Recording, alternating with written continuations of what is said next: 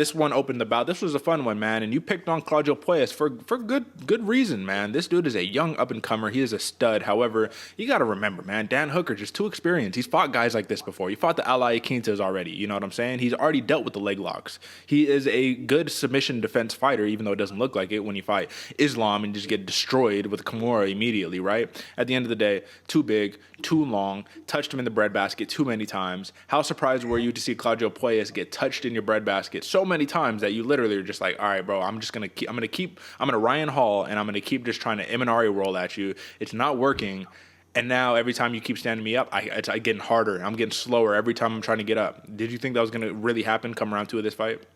No, man. I thought Claudio Puelles was gonna snap that knee first round. That's my whole idea going into this fight. Is you got to get him down in the first round. You got to get Imanari roll however you can get to that leg and start working a submission. We saw that go down, but Dan Hooker stayed calm, stayed composed, read the situation in which it was going down, and avoided all the danger. There was a little bit of danger in there for a second, but avoided the majority of it and was able to look really, really good on the ground, man. This was a Dan Hooker we haven't seen fight in quite a long time, and it's good to see him back at this one, man. And to speak on the Claudio Puelles getting literally, like you said, touched in the breadbasket like 5-6 times, however much it was. I'm looking at the ESPN. I love how ESPN does the coloring of where you get hit the most, and just the entire midsection of him is just a dark red.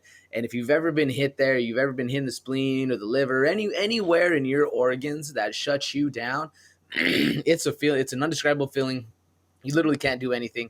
And credit to Puelles, because I think on the third or the second or the third kick, you saw him go down, really try to fight it, and power through, and then ate like 3 more kicks to the exact same spot.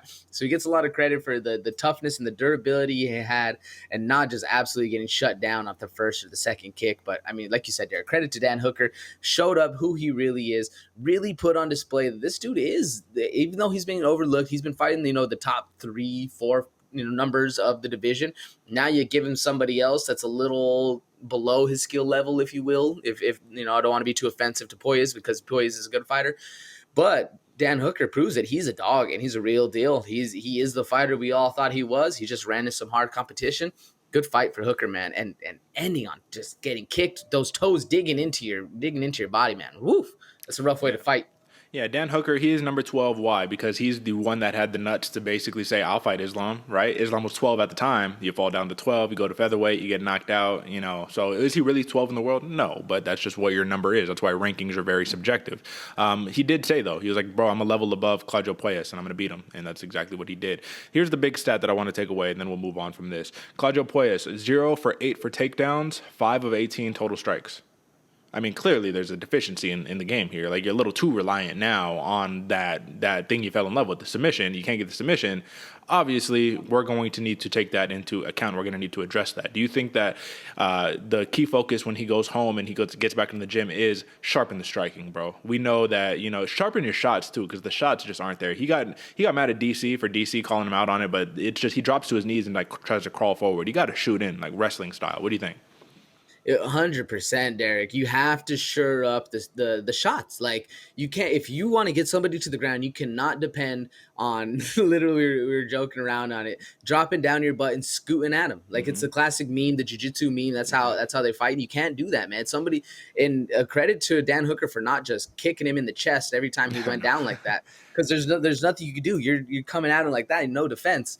I mean, this is kind of the point I was thinking. Like, if you can kick somebody in the head like that, I feel like that's a very dangerous move. You're shooting for you're going to kick them in the chest, but their head's right there. I feel like it should be legal to do. Obviously it's not, but Claudio Puelles needs to deal with the striking, but really needs to solidify getting those shots. Because if he can actually get a solid wrestling shot, get to your base, get you down to the ground, he's going to be really, really good. Yeah, absolutely, man. Let's not forget Israel Adesanya, when Pereira was on the ground, he was just kind of waiting there. He axe kicked him in the chest. I mean, it's an option. They literally went back to the corner, and he was like, bro, where'd he get you? Your chest? Like, you hurting? He's like, yeah, bro, that shit hurt.